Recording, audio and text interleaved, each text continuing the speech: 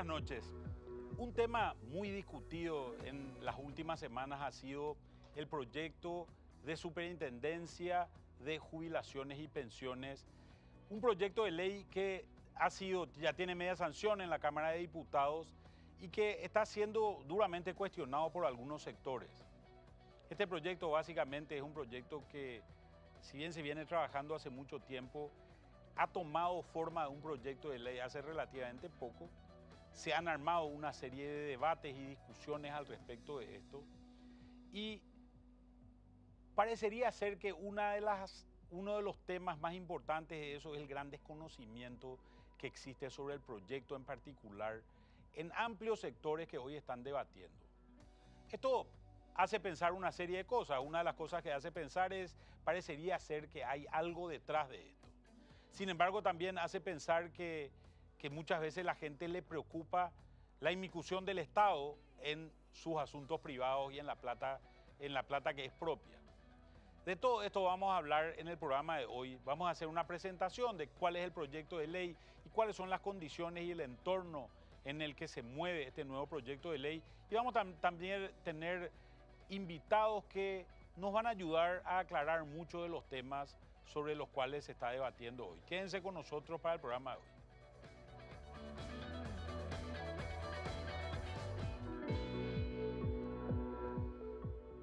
Y vamos a empezar a ver algunos temas vinculados a esto que es jubilaciones y pensiones en Paraguay, y creemos que son elementos que pueden ayudar a ilustrar varios temas que estamos viendo. Esta es la distribución de la población paraguaya en el año 2000, tanto a nivel rural como a nivel urbano.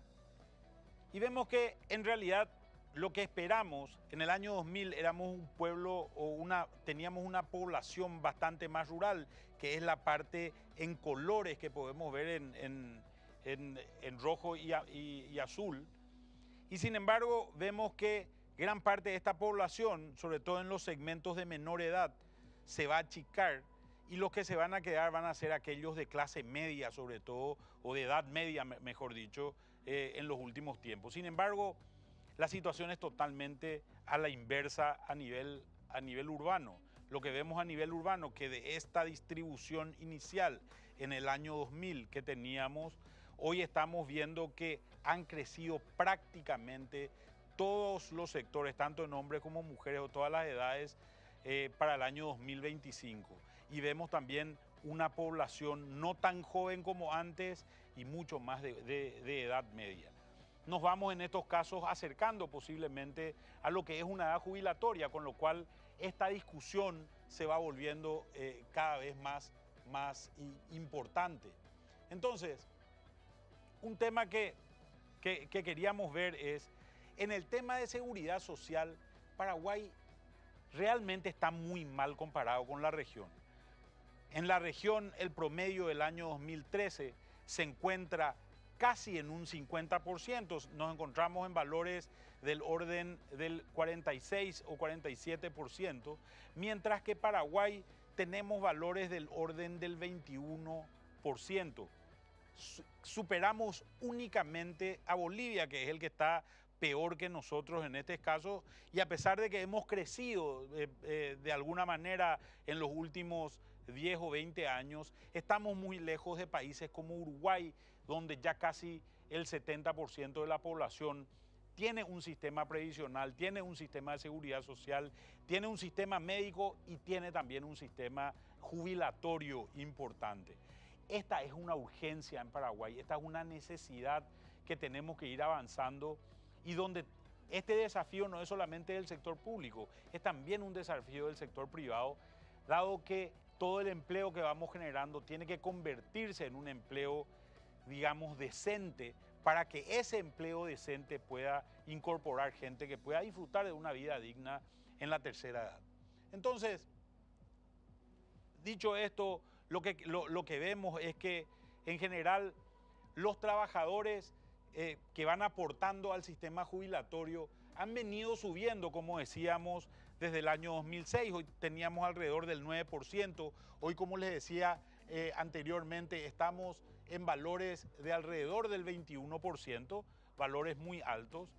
En este proceso se ha incorporado gente también al mercado del trabajo. Hay una población ocupada que ha venido subiendo casi al llegar a alrededor de 3 millones de trabajadores totales, pero los que aportan algún sistema son todavía pocos y creemos que estamos en números en el 2017 de alrededor de 500.000 personas que van aportando un sistema y que involucra un número un poco más grande de tal vez 2 veces y medio ese número porque también involucra a sus dependientes.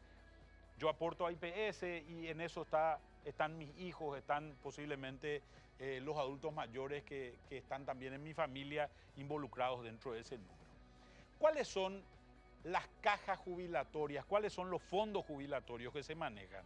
Y existen básicamente 2 tipos de fondos de los que estamos hablando hoy, lo que se llaman los públicos contributivos, donde está el IPS, que es el más grande de todos, la caja fiscal, que es la caja jubilatoria de los empleados públicos en general.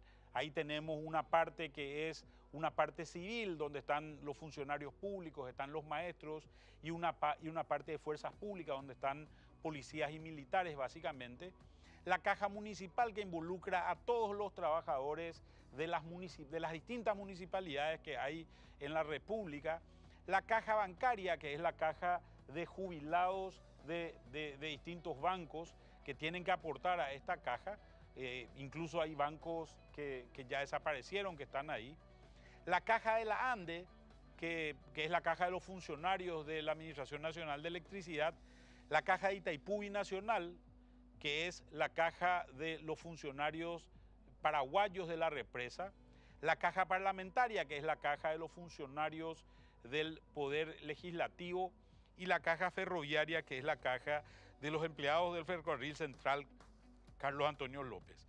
Después tenemos los privados contributivos, que básicamente son contribuciones voluntarias que se hacen. Una de las más importantes es la Caja Mutual de Cooperativistas del Paraguay, que básicamente la condición que exige es que uno esté metido en una cooperativa o sea socio de una cooperativa. La Caja Médica y de Profesionales Universitarios, que arrancó siendo una caja jubilatoria de profesionales médicos, pero después se extendió a otros profesionales liberales también. La Caja de Profesores de la Universidad Católica y la Caja de Escribanos. Estos son básicamente las que funcionan bajo el esquema mutual. En este tema de los fondos jubilatorios paraguayos, hoy tenemos metidos números muy grandes. 3.400 millones de dólares. 3.400 millones de dólares implica hoy en el orden de más o menos el 12% del Producto Interno Bruto. Acá hay un punto que no es menor y que es muy importante. Estos ahorros son ahorros que se van haciendo todos los meses en el momento en que uno tiene capacidad de trabajar, para el momento en que uno se vuelve un trabajador pasivo y deja de trabajar y poder percibir los resultados de eso. Obviamente en ese periodo de vida activa que uno tuvo, hubo inflación. Si uno fue aportando 100.000 guaraníes durante 30 o 40 años, la suma de esos 100.000 guaraníes mensuales después de 30 o 40 años va a ser menor a lo que valían esos 100.000 guaraníes inicialmente. Por tanto, estos fondos se tienen que invertir. Se tienen que invertir comprando de alguna manera cosas o papeles financieros que le permitan generar alguna tasa de interés. Esta tasa de interés que se genera es la tasa que permite que el nivel de vida que yo tenga en el momento en que me jubile sea por lo menos muy parecido al nivel de vida que tenía en el momento que aporté, que es básicamente el objetivo de esto hasta el momento de mi muerte. Entonces, por otro lado también este dinero, este 12% del que estamos hablando, es un 12% que tarda en reclamarse 30 o 40 años, que es el tiempo que el trabajador vive trabajando.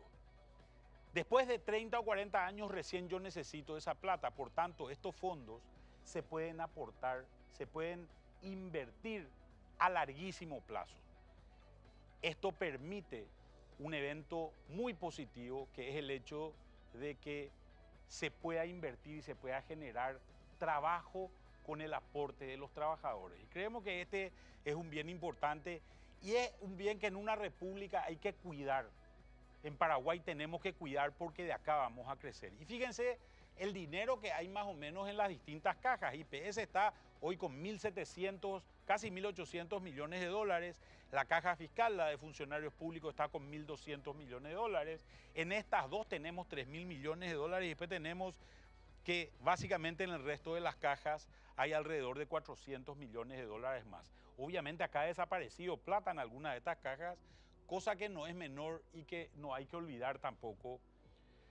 ¿Qué es lo que plantea la nueva ley? La nueva ley plantea básicamente un esquema muy simple, un esquema donde lo que tenemos es una supervisión, es decir, un organismo que se llama Superintendencia de Jubilaciones y Pensiones, que es básicamente el organismo que lo que hace es regula y dice no vayas a perder el dinero que te están dando tus socios o lo que están contribuyendo.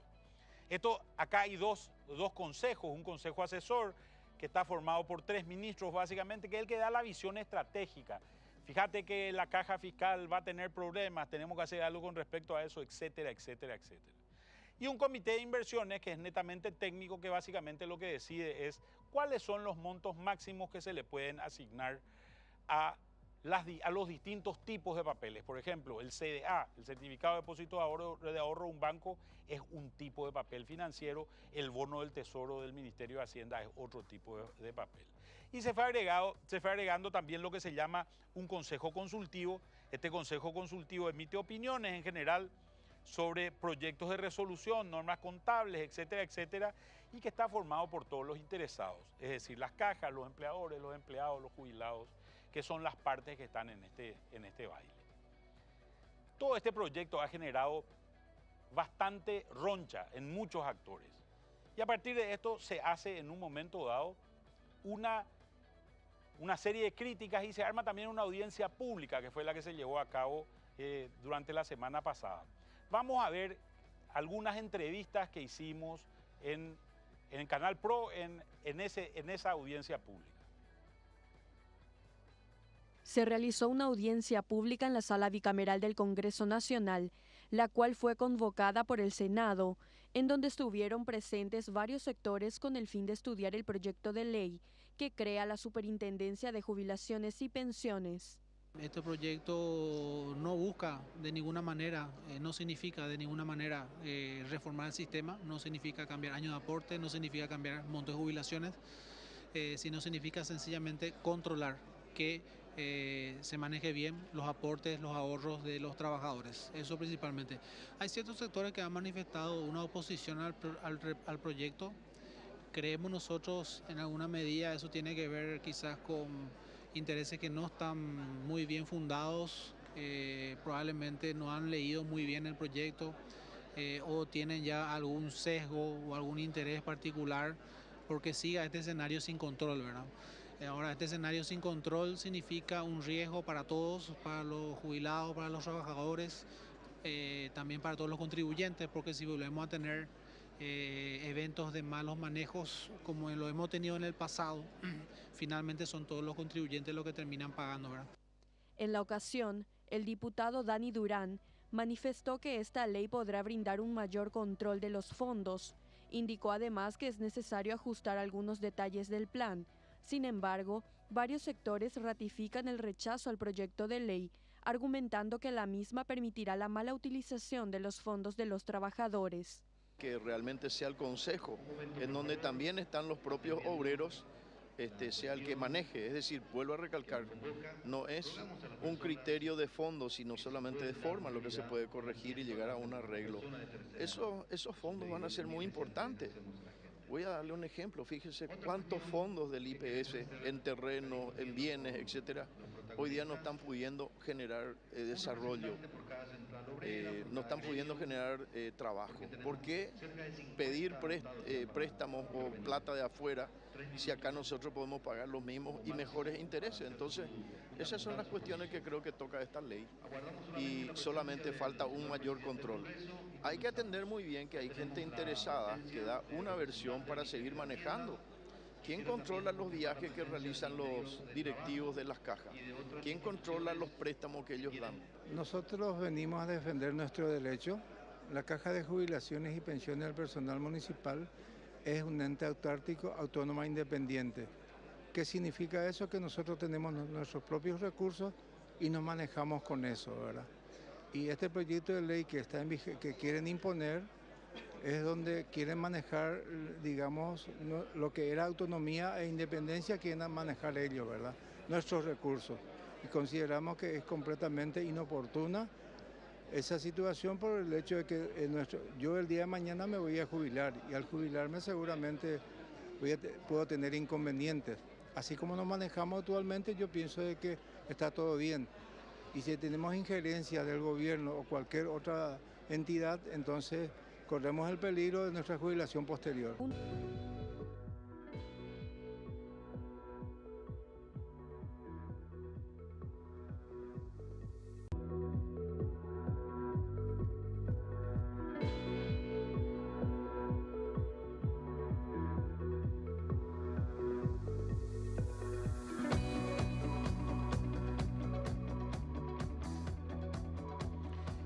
Y estamos hoy con Carmen Marín, ella es directora de Estudios Económicos del Ministerio de Hacienda. Buenas noches, gracias por estar con nosotros, Carmen. Buenas noches, Manuel, muchas gracias por la invitación, un gusto estar acá con ustedes. Bueno, y Carmen es la persona encargada dentro del Ministerio de Hacienda de tratar estos temas vinculados a lo que es la ley de la Superintendencia de Jubilaciones y Pensiones. Contame, ¿cómo nace esto? ¿Cómo nace? ¿Cuál es el origen de todo esto?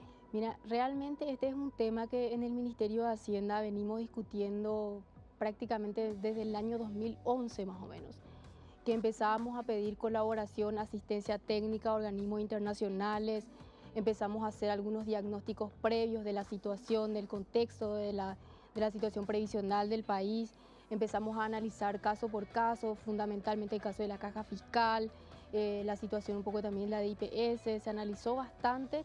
Finalmente, en el año 2015 se elabora ese proyecto de ley y se envía al Congreso, pero después de un amplio proceso de debate, un proceso importante de análisis con todas las entidades previsionales, todos los sectores involucrados. Acá estuvimos, digamos, entre 3 entidades trabajando desde el Poder Ejecutivo, Ministerio de Hacienda, Banco Central, Ministerio de Trabajo.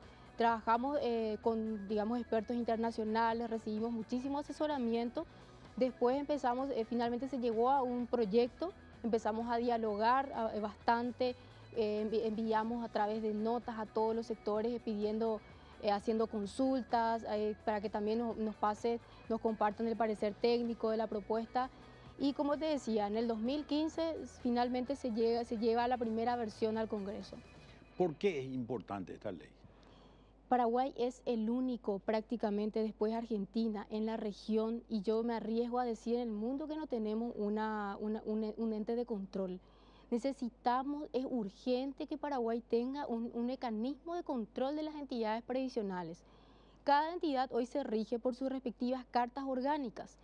En el caso de IPS tiene una carta orgánica, el caso más importante, el caso de la caja fiscal, que está dentro de la estructura del Ministerio de Hacienda. Está el caso de la caja bancaria, hay denuncias importantes, como por ejemplo hay intervenciones, el caso de la caja bancaria, o sea, experiencia ya tuvimos bastante, la situación de Dacajubi, y todo eso se da en un contexto de una ausencia de un mecanismo de control, un mecanismo de supervisión del manejo de los fondos. O sea, en otras palabras, lo que podemos decir hoy es que en realidad la gente que es jubilada no tiene capacidad de manejo de esos fondos que son su ahorro para la vejez. A ver, en realidad nosotros aportamos para el ahorro, aportamos para digamos, la pensión para la vejez, ¿verdad? Paraguay se rige en el contexto de un esquema de reparto en donde en todos los casos hay esquema de reparto. En el caso del sector del sistema público, sí, ¿verdad? En el caso del sector de las mutuales, como de capitalización individual. O sea, son esquemas distintos, ¿verdad? Pero digamos que prácticamente en un 90% más o menos nos regimos. A ver si podemos explicar Sí. para que la gente también entienda. El esquema de reparto es básicamente un esquema donde los jóvenes pagan por los viejos. Claro, totalmente. Y el esquema de capitalización individual es lo que yo ahorré durante mi vida. Es un ahorro voluntario, claro. Exactamente. Es lo que yo uno quiere ahorré ahorrar. en mi vida es lo que Sí. puedo gastar Y de viejo. en un fondo propio, ¿verdad? Y donde vos te vas a meter en una entidad y eso se invierte, se capitaliza y al final del día te pagan, cuando decías tu jubilación, se te paga una renta.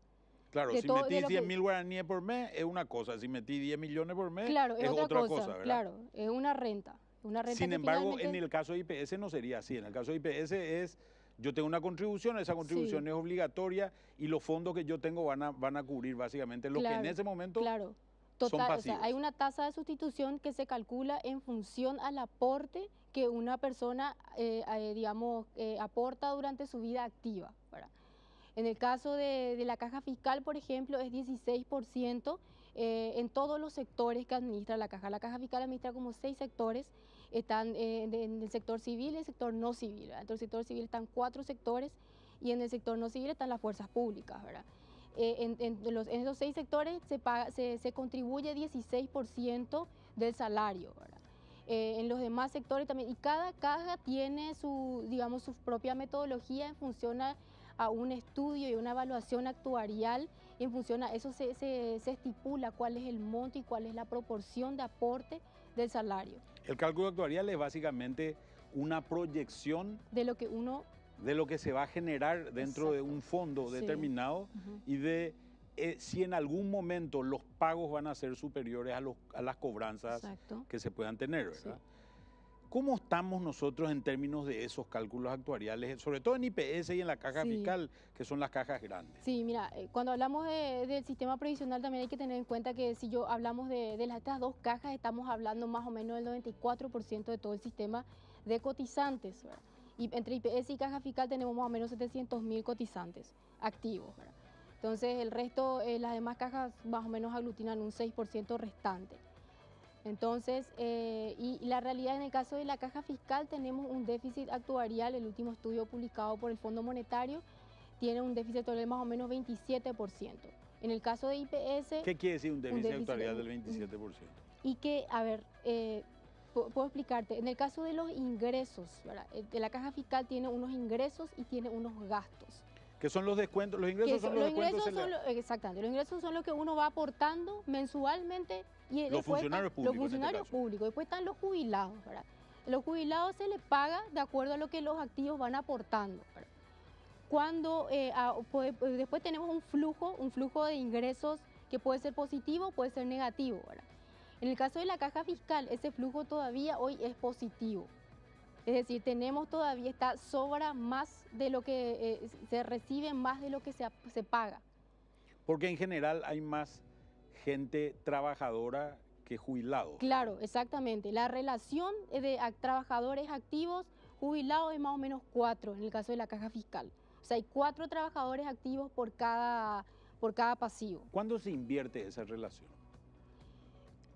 ¿A qué te referís con No, eso? que en algún momento dado va a haber posiblemente más jubilados que trabajadores activos. En algunos casos dentro del sector público tenemos edades de jubilación que pueden ser Sí. muy tempranas, digamos. Sí, ¿verdad? mira, ahí el contexto realmente en el caso de la caja fiscal es complejo, es bien complejo porque la realidad es que hay una inequidad enorme, ¿verdad? Todos los sectores cotizan 16% exacto, pero sin embargo los beneficios son diferentes. Entonces, esa inversión de la que vos hablás conlleva varios factores, ¿verdad? Acá, más allá del desafío demográfico y más allá de que, por ejemplo, en el caso de los docentes no hay una edad mínima de jubilación, en el caso del sector público sí hay una edad mínima. Entonces, hay varios factores que hay que tener en cuenta en este contexto. Por eso te decía, es bien complejo la realidad.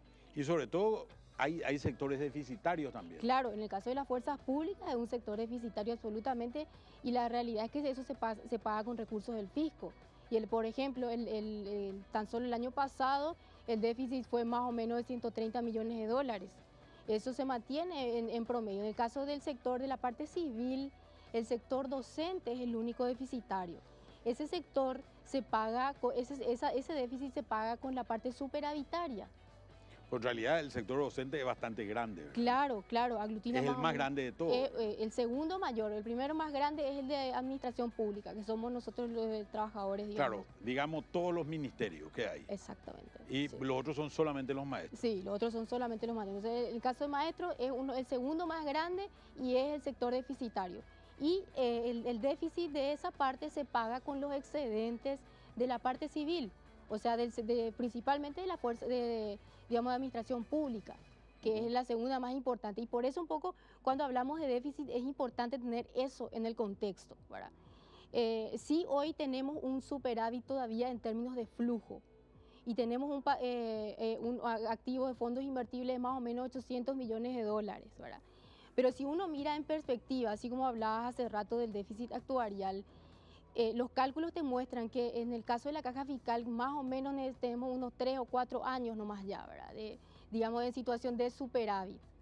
Pero sí se avisora un déficit importante y en el caso, en los estudios actuariales se hacen un cálculo a una proyección a 50 años, ¿verdad? Por eso te decía hace rato que el déficit sería más o menos de 27% del PIB, ¿verdad? Digamos de la parte... Esto es dramático. Sí. 27% del PIB es dramático. Sí. Uno de cada $4 va a haber que usar para pagar jubilados esa es la del realidad, sector público. Esa es la realidad. Esa es la realidad. Por eso que son situaciones que hay que sentarse a analizar, pero en primer lugar lo más urgente y lo único que realmente hay que empezar a mirar es la administración de esos fondos, ¿verdad? Claro, una cosa que recuerdo cuando yo estaba en el ministerio, hasta ese momento nunca se habían invertido los fondos de la caja fiscal. Es así. Ese fue el primer año que en el presupuesto se pone un rubro para poder invertir esos fondos. La primera reacción de los trabajadores del sector público es qué van a hacer con nuestra plata, ¿verdad? Y lo peor que puede hacer es no hacer nada con la plata. Totalmente. ¿Verdad? Desde el 2013 justamente Hacienda empieza a invertir eso. Claro, se mete el primer presupuesto donde entra es el presupuesto 2013. Sí, exactamente. Anteriormente no estaba ni presupuestado si quieren invertir, ¿verdad? Y mira, y como te decía, más o menos con ese esfuerzo importante que venimos haciendo en el Ministerio de Hacienda, más o menos el 23% nomás se logró invertir en bonos de la AFD. O sea, ahí tenemos unos 800 millones de dólares que están ahí en una cuenta en el Banco Central que está perdiendo valor. En cuenta corriente, ¿verdad? En una cuenta corriente, Cada claro. vez que hay inflación, esa inflación está te hace perdiendo, perder. claro, está perdiendo valor. Por eso son situaciones distintas que hay que empezar a mirar, ¿verdad? Ahora bien, ¿qué es lo que pasa en el caso de IPS, por ejemplo? IPS tiene un contexto bien distinto al de la caja fiscal, porque por un lado, en el caso de la caja fiscal tenés un fondo importante que está perdiendo valor. En el caso de IPS tenés un contexto de escasa diversificación. Ahí tenés más o menos 65% de los activos que tiene IPS colocados en un tipo de instrumento. Sumado, si le sumás a lo que es el ahorro que tiene a la vista, sería más o menos 70-75%. O sea, son en dos tipos de instrumentos financieros colocados prácticamente... Y en un solo sector, que es el sector financiero. Claro, en un solo sector, ¿verdad? Ellos hicieron muchos huevos en una sola canasta. Exactamente. Y ese es el problema que tenemos en la mayoría de las cajas, ¿verdad? Acá hay que empezar a tratar de avanzar en una política de diversificación que al margen de ser una buena gestión para la administración también va a tener un impacto importante en el mercado financiero. Carmen, vamos a ir a una pausa y seguimos hablando de este tema.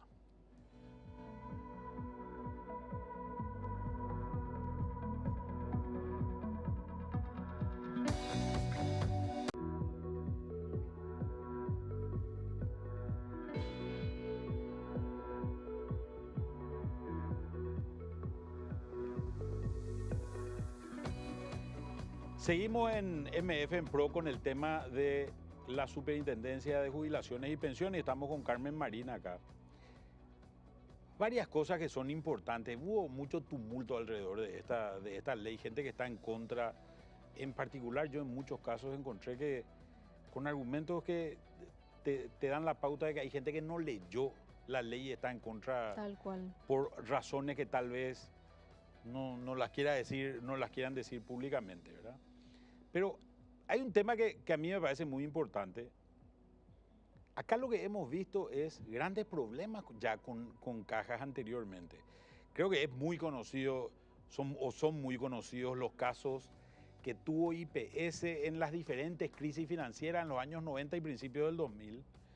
Creo que es muy conocido el caso de Cajuy, es muy conocido también el caso de la caja bancaria. Yo personalmente era ministro de Hacienda cuando se pidió el salvataje y yo pedí el veto a la ley, porque creo que cuando alguien administra mal una caja, no tiene por qué pagar todo el resto del pueblo. O sea, usted, señor, señora que está mirando el programa, pagó por la mala administración que se hizo en algunos casos.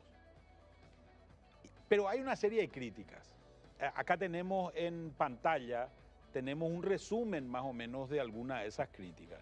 Vamos a tratar de ir una a una recorriendo esas críticas y ver qué es lo que tenemos que decir con relación a este tema. La primera dice, se crea un superintendente con superpoderes, una especie de superintendente super. Mira, ese es el punto, digamos, central de las críticas que tiene este proyecto. Cuando hablabas de esta situación digamos, de malas administraciones en reiteradas ocasiones, varios ejemplos tenemos, ese es el motivo de la urgencia de esta situación, ¿verdad? De este proyecto. Ahora bien, el tema, digamos, la cuestión principal acá, cuando hablamos de superpoderes, realmente es una cosa que cuesta interpretar cómo lo están viendo, ¿verdad? Porque lo que se busca es establecer un mecanismo de control, y acá hablamos de transparencia de la gestión de eficiencia, o sea, vamos a tener que tener estudios actuariales cada 3 años, vamos a tener que tener balances, vamos a tener que informar estados de resultados, es transparentar la gestión. Específicamente eso, la realidad es que cuesta cuando yo creo que es un problema de información o se está desinformando cuando se habla de superpoderes. Digamos, la superintendencia tiene las facultades mínimas requeridas, o sea, tendría, si es que este proyecto se promulga, tendría las facultades mínimas requeridas que un control de esta envergadura requiere. Para mí hay cosas que son muy llamativas, ¿verdad? Hoy ya existe un control en el mercado financiero a los bancos, ya existe un control en el mercado de seguros a las compañías de cooperativas. Seguros. Ya existe un control a través del INCOP a las cooperativas, porque hay una realidad. Yo soy un profesional cualquiera, digamos, soy un enfermero que trabaja en algún lugar, o soy un ingeniero, y estoy aportando permanentemente, supongamos al caso de IPS, o estoy aportando en una caja privada si es que soy un profesional independiente. Cuando mi aporte se junta con el de muchísima otra gente, los números que se manejan son grandes. Exactamente. Estamos hablando, y estábamos mostrando anteriormente, 3.400 millones de dólares en total. Estamos hablando de cajas que son gigantescas. Este tipo de manejo ya requiere manejo profesional. Totalmente. Yo ya no puedo decir, esto no es una mutual que hacemos entre los amigos de la cuadra para poder comprar la pelota de fútbol como hacíamos cuando éramos chicos, sino hoy es dinero grande que implica una administración profesional y implica también un control, el nombre mío que soy el aportante, claro, ¿verdad? Y creo que esto es lo que se está planteando desde claro, la super, es tal cual, o sea, hoy día tenemos un manejo discrecional. Como te decía hace rato, todas las entidades se rigen por sus respectivas cartas orgánicas. Todas las entidades y a través de los consejos así designan sus políticas de inversión. Pero no tenemos un ente que te marque las reglas de juego y que te marque un poco la cancha. Eso es lo que se busca acá, una propuesta que va a establecer reglas de juego, va a decir, bueno, te va a dar un Voy a poner un ejemplo de eso que estás sí, diciendo. Sí. En algún momento dado, los fondos del Banco Central se fueron a operaciones de alto rendimiento, ¿verdad? Por ejemplo. Vamos a ganar mucha plata en hacer esto. En realidad se estaban robando la plata, ¿verdad? Lo mismo ocurrió en Cajuy, ¿verdad? Es una situación similar a esa. Hoy hay gente detenida en la cárcel, en Tacumbú, por ese tema, ¿verdad? Es así, tal cual. Ese es el problema. O sea, es mirar cómo se está administrando, cómo se está gestionando la administración de los fondos. También otra crítica importante que dicen, no van a sacarnos la autonomía, no se respeta la autonomía de las cajas. bajo ningún punto de vista. Eso no significa que esta entidad va a tomar la decisión de en qué tipo de activo va a invertir el administrador. Bajo ningún punto de vista, no se trata de eso. Es establecer un mecanismo que va a decirte, como te decía, va a marcar un poco las reglas de juego y te va a decir un set o un menú de activos. Te va a decir, bueno, activos, estos son los tipos de activos donde podés invertir, estas son las reglas de juego. No, y lo que te va a poner es máximo, ¿verdad? Claro, un límite máximo, que ahora justamente con la nueva propuesta que se envía al Congreso, el proyecto de ley con los ajustes que finalmente se llegó a un acuerdo en el Consejo Tripartito, cuando se envía esa versión que se envía al Congreso, excluye esos límites en el periodo de transición, lo cual implica que una vez que se promulgue la ley vamos a tener como 3 años de un periodo de transición, un periodo de ajustes, para que las cajas estén listas, y al igual que la superintendencia. A ver, ¿qué es lo que quiere Después decir de esto? eso, sí. ¿Qué es lo que quiere decir esto? Quiere decir, por ejemplo, una de las cosas en las que se puede invertir es en bonos del Tesoro Exacto. Paraguayo. Sí, pero no te va a establecer un tope. Entonces, digo, perfecto, hasta el 50% de todo lo que tenés. Por Yo tengo ejemplo. una caja que tiene 20 millones de dólares, puedo poner 10 millones de dólares, pero también puedo poner cero si es que quiero. Claro, también cero. O sea, te da, por un lado, un menú de opciones. Puedes invertir renta fija, renta variable. Menú máximo de un opciones. menú máximo de opciones, ¿verdad? También hay un apartado donde dice si es que hay otros activos que la superintendencia lo considere, ¿verdad? O sea que, lo cual implica que tampoco es que se cierra la lista en ese menú, porque el mercado financiero también es muy dinámico, ¿verdad? Esa es una cuestión que hay que ir mirando muy de cerca, ¿verdad? ¿Qué Pero pasa, por otro ejemplo, lado, en el caso de IPS? En el caso de IPS, por ejemplo, ¿va a poder IPS, bajo esta nueva legislación, comprar bonos del Tesoro paraguayo? claro, totalmente. A través del mercado financiero, a través del mercado bursátil se va a poder hacer. O sea, todos los instrumentos que estén disponibles en el mercado, IPS va a tener la opción de Porque colocar. hoy no tiene esa opción. Hoy no tiene, claro, pero por eso te decía, hay un set de activos donde uno puede invertir. Renta fija, renta variable. Dentro de eso, por supuesto, están los bonos del Tesoro, están letras de regulación monetaria, N Pero cosas. esto no es el Estado prestándole al Estado. No, bajo ningún punto de vista. O sea, el Estado emite un instrumento en el mercado y una entidad previsional tiene la opción de invertir o no invertir. No se trata de prestar, o sea, es un instrumento que se coloca en el mercado. Otra crítica, la participación en el Consejo Asesor será mayormente del sector público. A ver, la participación en el Consejo Asesor quizás hace referencia al Consejo Asesor, al Consejo Técnico, el Consejo Técnico Político, donde van a estar los 3 ministros, el ministro de Hacienda, el ministro de Trabajo y el presidente del Banco Central. Esa es una instancia, digamos, como un cuerpo colegiado que se crea para empezar a analizar todos los desafíos que hay en materia de seguridad social. En igual medida también va a tener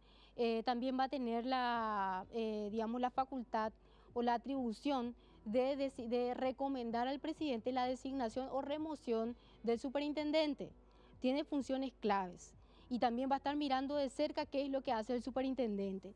Pero lo clave es que este es un cuerpo colegiado que se crea para empezar a mirar los desafíos que hay en materia de seguridad social, por ejemplo, en cuestiones de sostenibilidad de las entidades, y si hay algún ajuste que hay que hacer, hay que sentarse a dialogar a través de esta instancia, que hoy no lo tenemos. Hoy no lo tenemos. Es como una visión estratégica, sí, digamos. Esto es algo súper importante, porque hoy día, cuando hablamos de una reforma de una entidad previsional, las entidades se van directamente al Congreso y presentan su proyecto sin un análisis previo, sin un diálogo, un consenso conjunto previo, digamos. ¿Verdad? No hay una instancia a partir del cual surge el diálogo en todos los desafíos en materia de seguridad social. ¿Por qué las protestas, sobre todo del sector trabajador? ¿De dónde vos crees que salen estas protestas? Y por un lado, realmente es un tema de falta de información. Yo, como trabajadora, lo que más querría es y de hecho quiero que se protejan y que se cuiden mis ahorros, que para el final del día yo voy a tener que rejubilarme y voy a recibir eso. Y si es que hay mala gestión o mala inversión, sí, mis ahorros están en riesgo. O sea, hay un manejo discrecional hoy día de los ahorros. Por eso es urgente. Ahora, ¿qué es lo que ellos están interpretando? Y realmente hay un problema de información y la verdad que también hay que decir un problema de rechazo del control del manejo de los fondos. En realidad, a mi manera de ver, si es que realmente esta gente, los participantes quieren tener control de qué se hace con su dinero, eso está habilitado a través del Consejo de Inversiones, ¿verdad? En el Consejo Asesor de Límites de Inversión lo que se hace es, bueno, como su nombre ya lo dice, establecer esos límites máximos. Ahí van a estar todos representados, ¿verdad? Vamos a estar trabajadores, jubilados y el sector de los empleadores también. Ahí, y ese es un consejo clave, porque ese consejo tiene poder de decisión, en el sentido de que no es que hace recomendaciones al superintendente y el superintendente lo toma o lo deja. El superintendente tiene que cumplir lo que dice el consejo. No puede acatar porque ahí se vota. O sea, y se vota y se establece. Hay una cuestión que a mí me límites. llamó la atención con relación a eso. Ese consejo, tenía 6 miembros y tenía quórum con 5. Sí. O sea, el poder de 2 personas era muy fuerte ahí. En la Cámara de Diputados se le mete 2 miembros más, pero no se cambia el quórum. Se cambió el quórum. El quórum sigue siendo de 5. No, se cambió, ahora es 7. Se subió el quórum, por Sí, tanto el poder se subió. es muy importante, que el hecho de que el poder de la gente Es de decir, clave, claro. yo Se no le me da- voy a la reunión y se acabó, ¿verdad? Sí. Esta es una forma de ejercer poder. Claro, se le da legitimidad también a las decisiones que se toman en esa instancia. Y eso es un sector, digamos, una instancia, una de las más importantes que se crea dentro de este proyecto, porque ahí es donde se van a tomar las decisiones en materia de límites de inversión. O sea, ahí se decide hasta qué proporción de los activos, de los fondos se pueden invertir en, qué sé yo, en un tipo de renta fija o en un tipo de renta variable o algo así. Carmen, muchísimas gracias por estar con nosotros esta noche. Espero que le haya servido esto a la gente para poder aclarar una serie de dudas que posiblemente tenemos, sobre todo cuando leemos los diarios o escuchamos los medios de prensa, vemos la televisión y vemos que hay ciertas posiciones. Gracias por estar con nosotros y vamos a una pausa para las conclusiones de nuestro programa de esta noche.